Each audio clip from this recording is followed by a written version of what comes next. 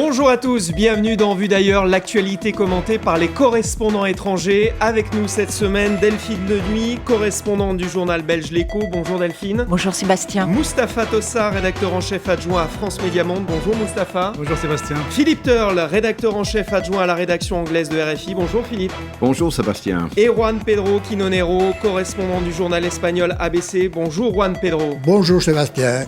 Révélation, arrestation, démission. Depuis une semaine, la FIFA est secouée par un vaste scandale de corruption. Mardi, coup de théâtre, Sepp Blatter annonce sa démission. Je remettrai mon mandat à disposition lors d'un congrès électif extraordinaire. Un nouveau président pourra être choisi par le congrès de la FIFA pour me succéder. Et ce n'est sans doute que le début du feuilleton. Votre réaction, Philippe ?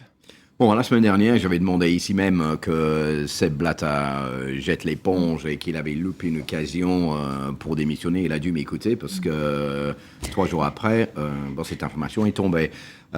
C'est une bonne nouvelle. Là où je me pose la question, c'est savoir, maintenant que Sepp Blatter est parti, maintenant que tout le monde commence à parler, maintenant qu'on a une révélation qui en chasse une autre, jusqu'à où est-ce que ça va aller? Parce que pour moi, il n'est pas possible que Sepp Blatter n'était au courant de rien pendant toutes ces années, depuis 1998 jusqu'à aujourd'hui à la tête de la FIFA, et depuis 1981 jusqu'en 1998 à la 2e place. Donc il doit savoir, il doit connaître des choses. Ça, c'est un premier point. Le deuxième point, c'est que derrière, tout le monde disait, mais il y a de la corruption, il y a des pots de vin, il y a des gens qui payent pour obtenir certaines choses, des faveurs. Il n'est pas possible, je pense, que Sepp Blatter ne le savait pas. Mais maintenant qu'on a commencé à parler, ça me fait penser au Tour de France que j'ai couvert de nombreuses fois. Et à l'époque, quand Armstrong gagnait ses 7 tours, on m'a posé la question plusieurs fois en disant, mais comment ça se fait que Lance Armstrong gagne le Tour de France? Et la réponse parmi les journalistes, c'est qu'il se dope. Mais on ne peut pas le prouver, mais il se dope. Tout le monde savait, mais on ne pouvait pas le prouver. Et le jour où c'était prouvé, les langues ont commencé à parler. Et on est un peu dans la même situation avec la FIFA. Delphine, ça va libérer la parole. Ce n'est que le début de l'histoire. Oui, je pense que là, on a un feuilleton quotidien pendant encore quelques temps. Je me fais guère d'illusions. Mais c'est tout un système, je pense. Il y a Sepp Blatter qui regroupe un petit peu tous les ressentiments actuellement. Mais je pense que c'est tout un système, toute une mécanique, je pense, de ces 30-40 dernières années qu'il faut remettre à plat. Et là, c'est... ce que je regrette, moi, c'est que ça vienne des États-Unis, une enquête du FBI, et qu'on ait dû attendre que les Américains s'en mêlent pour que les choses bougent. C'est quand même assez regrettable. Et il aura fallu attendre très très longtemps avant qu'on s'intéresse à l'attribution des Coupes du Monde de 98, de 2010, mais aussi de 2018 et de 2022, Mustapha. Oui, c'est vrai Sébastien. Moi, je rejoins ce qu'a dit Philippe. J'ai l'impression que tout le monde savait qu'il y avait de la grande corruption dans le football mondial, mais personne ne réagissait. Il avait fallu cette enquête des Américains qui, au début, ne visaient pas le football. C'est ça ce qui est extrêmement important et scandaleux à dire. Ils visaient le fait de pister des flux financiers qui finançaient le terrorisme et en provenance d'un certain nombre de pays du Proche-Orient, notamment le Qatar. Et comme par hasard, on tombe sur la FIFA et sur la corruption dans la gouvernance du football mondial. Alors, bien sûr, il y aura d'autres évolutions, d'autres développements. On aura un combat d'ego entre les successeurs de Blatter et peut-être Michel Platini ou quelqu'un d'autre. Mais aussi, il faut bien surveiller les conséquences d'un tel scandale sur la Coupe du Monde du Qatar. Et le Qatar, déjà, s'il est prouvé matériellement que cette coupe a été attribuée contre des fonds sonnants et trébuchants et que la nouvelle direction de la FIFA envisage de lui retirer cette Coupe du Monde, là, on aura le vrai séisme dans cette affaire. Et je suis aussi certain que d'autres révélations nous attendent parce que Sepp Blatter avait cette impression d'avoir incarné une espèce de mafia mondiale. Il achetait tout le monde, toutes les consciences, toutes les volontés, toutes les voix. Et là maintenant, quand le système tombe, toutes les révélations vont venir comme un château de cartes. Juan Pedro, en cas de fraude avérée, est-ce qu'il faut retirer à la Russie et au Qatar leur Coupe du Monde ? Pourquoi pas, si les faits sont avérés, mais la question essentielle, c'est qu'au-delà de la FIFA, ce qui se pose, c'est le financement mondial du foot. Et c'est un problème qui affecte les États, des très grandes entreprises, l'industrie de la communication, les journaux et même les journalistes. Nous sommes touchés quelque part. Et le cas de Qatar, c'est emblématique. C'était un des grands financiers, des très grandes équipes de foot européens, français, espagnols en particulier. C'est un État dénoncé par Amnesty International, un État soupçonné par les départements d'État des États-Unis de financer une partie du terrorisme musulman, islamiste, un État dans lequel les droits de la femme et les droits des homosexuels sont bafoués d'une façon terrible tous les jours. Problème qui n'inquiète nulle part à personne et que les journaux ne parlent jamais. On peut dire... Juste un point qui est très important. J'espère que cette histoire de la FIFA, ça fait longtemps que j'attends cela, parce que je suis comme vous autour de ce plateau, j'ai toujours cru qu'il y avait quelque chose qui allait pas. Quand il y a eu le nom du Qatar qui était retiré de cette enveloppe par Sepp Blatter, je me suis dit, mais il y a quelque chose qui cloche, il y a quelque chose qui va pas. On sent quelque part quelque chose. Peut-être, j'imagine qu'il y a quelque chose, mais on a des sens.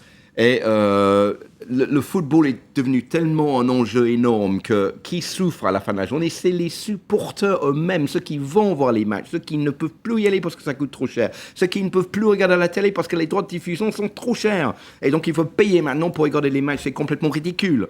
Donc si ça peut changer cette situation pour que celui qui veut aller voir un match de foot doit pas sacrifier un mois de salaire. Ceux qui veulent aller voir les matchs de mondial.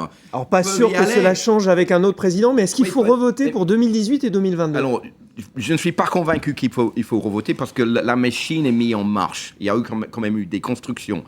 Il faut mieux surveiller ça, mais que ce soit une leçon qu'on a appris pour la suite. Mais revenir pour revoter pour 2018, c'est quand même demain, donc ça va être quand même très très dur si on voit le prix qu'il faut mettre dedans pour créer ces stades, pour organiser une Coupe du Monde. Alors 2018, c'est vrai que c'est peut-être un peu difficile, mais 2022, c'est peut-être possible. Comment faire une remise à plat de tout un système sans justement stopper à un moment donné le mécanisme.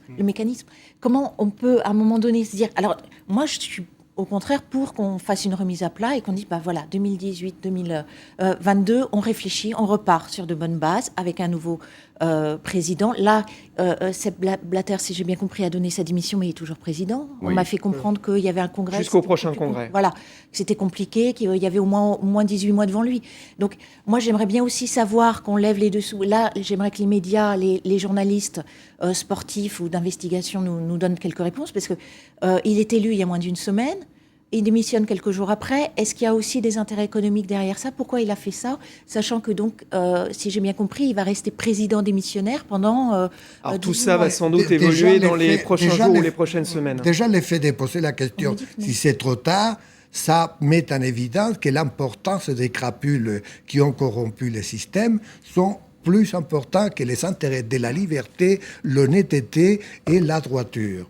Et il faudrait réfléchir, les journalistes, sur la question. Moi, je crois que la Coupe du Monde de Qatar, bien sûr, il est préférable. Moi, je suis un passionné de foot et il est préférable de la revoter. Il est préférable de ne pas l'organiser dans un pays pareil. Non pas parce qu'il y a la corruption, mais parce que la région est en train de vivre un tournant sécuritaire extrêmement dangereux et sa tenue ne sera pas à la hauteur des attentes des passionnés de foot ou des passionnés de Coupe du Monde. Donc il y a aussi de nombreux facteurs qui peuvent jouer pour ça. Allez, on change de sujet. Les derniers chiffres du chômage sont tombés lundi et ils sont encore mauvais.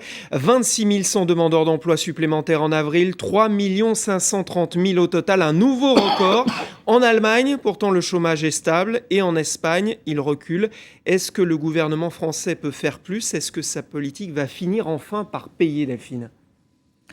Là, je suis plutôt mitigée. En tout cas, on attend beaucoup Bruxelles attend beaucoup. Des semaines à venir, et notamment de la semaine prochaine, le 10 juin, la France doit rendre une nouvelle fois sa copie à Bruxelles sur ces fameuses réformes structurelles. À Bruxelles, on pense beaucoup à tout ce qui est contrat de travail.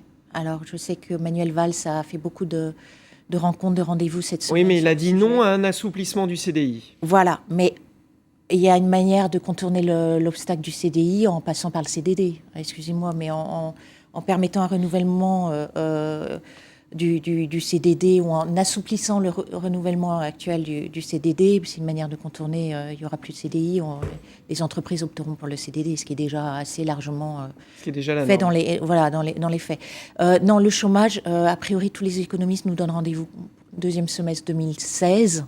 Ce qu'on remarque, nous, de notre côté, c'est que vraiment, il y avait ce qu'on appelait les astres, étaient bien avec la baisse de l'euro, du cours du pétrole, des taux d'intérêt.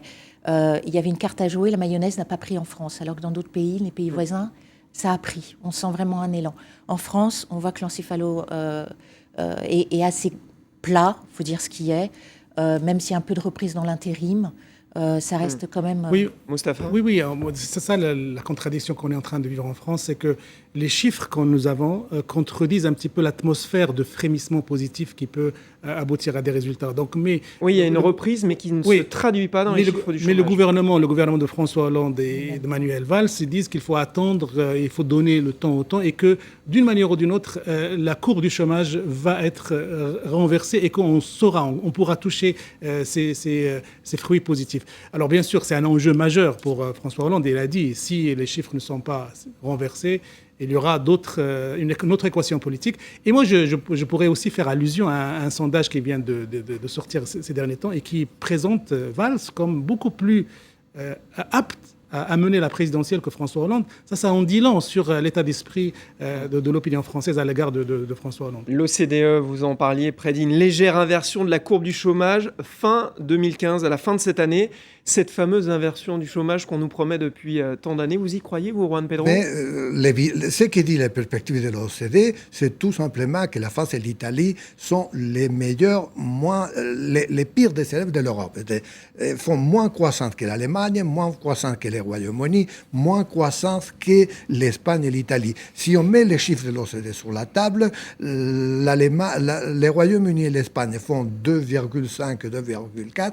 La France n'arrive pas à 1%, c'est-à-dire plus que la moitié que l'Espagne. Partout, il y a un peu de frémissement sur l'emploi, partout, il y a un peu de croissance d'emploi.